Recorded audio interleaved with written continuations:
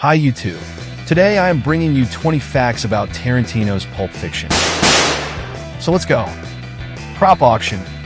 Between 2020 and 2023, some iconic items from Pulp Fiction were sold at auctions, such as Jules's Bad Motherfucking Wallet, which fetched $25,600, and Butch's Katana, which was sold for $35,200. Even the paper bag from Big Kahuna Burger, featured in several scenes, was sold for $4,000.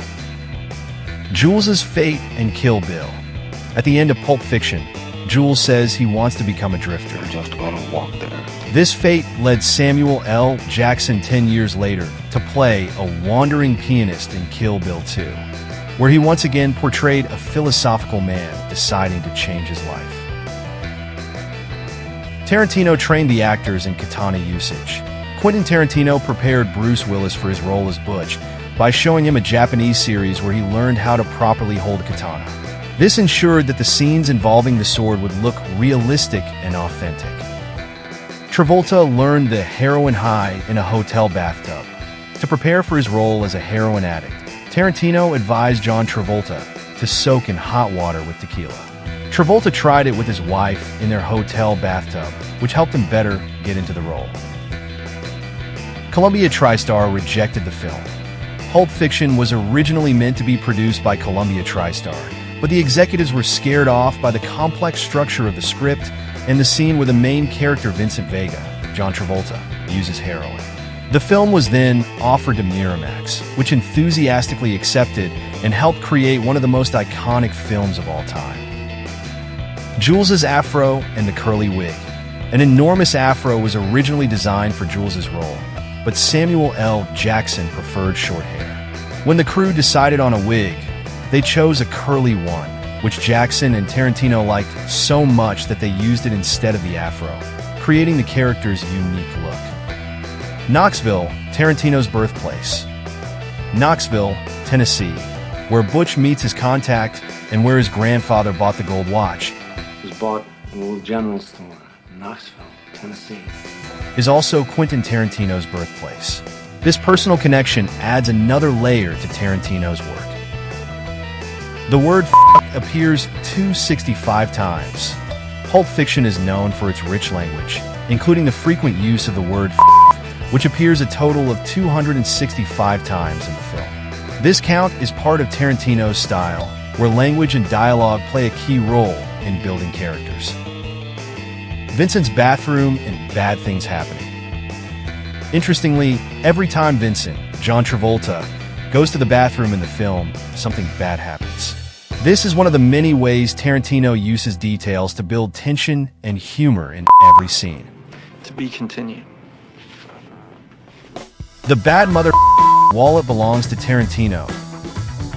The wallet, which appears as a signature item for Jules, actually belongs to Tarantino. This detail shows Tarantino's personal connection to the film and his willingness to incorporate his own belongings into his projects. Vincent's Chevrolet was stolen from Tarantino. The iconic Chevrolet driven by Vincent Vega, John Travolta, originally belonged to Tarantino himself. The car was stolen in 1994 and was found 19 years later when teenagers were dismantling it for spare parts. Bruce Willis to take the role. Bruce Willis hesitated to take the role of Butch Coolidge in Pulp Fiction. He was eventually persuaded by Harvey Keitel, who knew that Bruce was a fan of Tarantino's work in films like Reservoir Dogs. Marvin's shot-off head. The scene with Marvin's shot-off head was filmed using a realistic prosthetic head filled with mush, latex, and blood. In the original script, Marvin survived the first shot and died after the second, but Tarantino changed it to make the second shot more fun for better effect. Travolta's career comeback. Pulp Fiction revived John Travolta's career. From a $100,000 paycheck for this role, his earnings skyrocketed to $20 million per film in the years that followed, marking his triumphant return to Hollywood stardom. The Man in the Bathroom. The character who hides in the bathroom during the shootout is Alexis Arquette, the brother of actresses Rosanna and Patricia Arquette. This small role is one of many cameos in Tarantino's films. Tarantino wrote scripts the old way. Tarantino has always stuck to writing by hand, believing it was essential to his creative process. He once said, "You can't write poetry on a computer," preferring to use old-fashioned notebooks and pens, emphasizing his unique approach. The film cost $8 million. Pulp Fiction had a budget of $8 million, with $5 million allocated for actor salaries. This relatively small budget for such an iconic film shows how efficiently Tarantino used available resources to create a film with a huge impact. Hamburger Royale and McDonald's.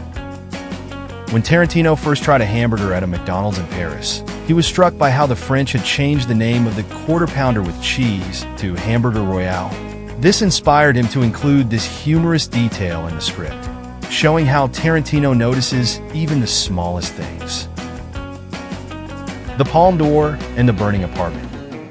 Tarantino once said that if he had to escape a burning apartment and could only take one thing, it would be the Palme d'Or he won for Pulp Fiction at the Cannes Film Festival.